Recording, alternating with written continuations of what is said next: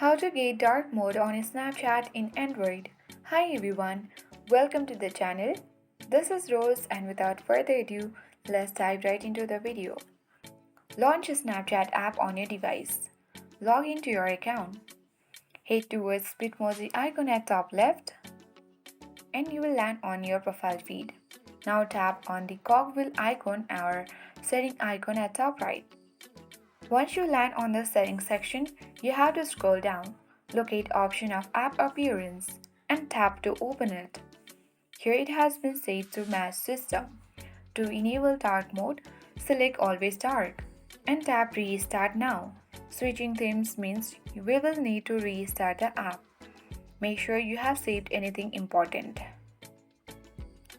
And after that, when you go to Bitmoji icon or simply chat section, you'll be seeing that we have enabled dark mode on Snapchat in Android.